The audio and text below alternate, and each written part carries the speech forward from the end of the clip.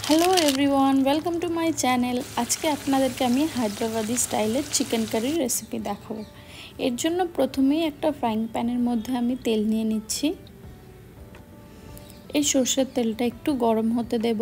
তেলটা গরম হয়ে গেলে আমি কিছু পেঁয়াজ কেটে রেখেছি, পেঁয়াজগুলোকে এই তেলের মধ্যে দিয়ে দেব।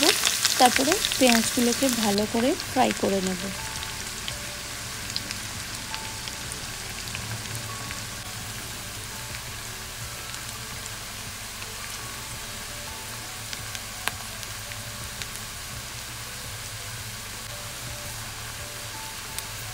পেঁয়াজের রঙটা যখন হালকা গোল্ডেন হয়ে যাবে তখন কিন্তু ফ্লেমটা কম করে দেবেন, তাহলে কিন্তু পেঁয়াজটা ভালোভাবে ফ্রাই হবে। পেঁয়াজটা আমার ফ্রাই হয়ে গেছে। এবার আমি চিকেনটাকে ম্যারিনেট করব। চিকেনের মধ্যে দিয়ে দিচ্ছি লেবুর রস, তারপরে দিয়ে দিচ্ছি জিঞ্জার গার্লিক পেস্ট, তারপরে দিয়ে দিচ্ছি টক দই আর একটু পরিমাণ মতো নুন। এই লবণটা দিয়ে ভালোভাবে আমি চিকেনটাকে মিক্স করে নেব। ম্যারিনেট করে আমি চিকেনটাকে আধ ঘন্টার জন্য রেখে দেব। আমি এখন একটা স্পাইসেস তৈরি করছি। গোটা জিরে, গোটা ধনে আর শুকনো লঙ্কা দিয়ে একটা ভালো করে আমি মিক্সচার করে একটা ড্রাই মশলা তৈরি করে নিলাম। এবার একটা কড়াইয়ের মধ্যে দিয়ে দিচ্ছি সরষের তেল, গোটা জিরে, তেজপাতা, এলাচ, লবঙ্গ, দারচিনি। এরপরে যে ভেজে রেখে দিয়েছিলাম পেঁয়াজটা সেটাকেও দিয়ে দিলাম। এর মধ্যে একটু দিয়ে দিচ্ছি টমেটো কেচাপ।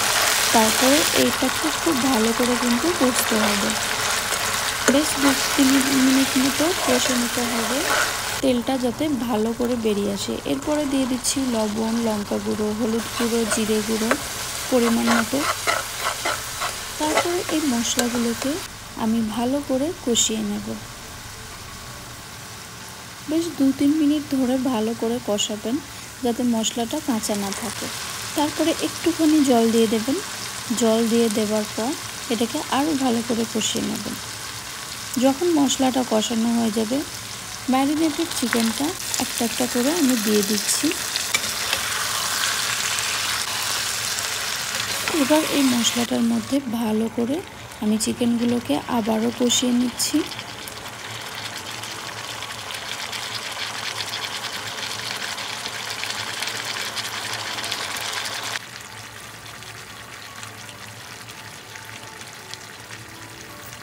চিকেনগুলোকে কিন্তু 5-7 মিনিট ভালোভাবে এপিট ওপিট করে ঘুরিয়ে ঘুরিয়ে খুন্তি দিয়ে নেড়ে ভালো করে কষিয়ে নেবেন যাতে নিচের কড়াইয়ের নিচে না লেগে যায়।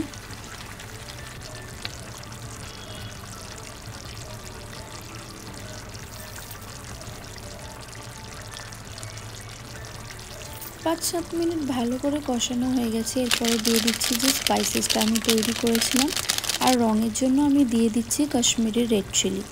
এরপরে আবারও আমি ভালো করে মশলাটা দিয়ে চিকেনটাকে কষাবো আরও 2-3 মিনিট। দেখুন কত সুন্দর রং এসে গেছে। এইভাবে কিন্তু আপনারা বাড়িতে অবশ্যই ট্রাই করবেন চিকেনের রেসিপিটা। এরপরে আমি একটুখানি জল দিয়ে দেবো চিকেনের মধ্যে যাতে চিকেনগুলো ভালো করে সেদ্ধ হয়।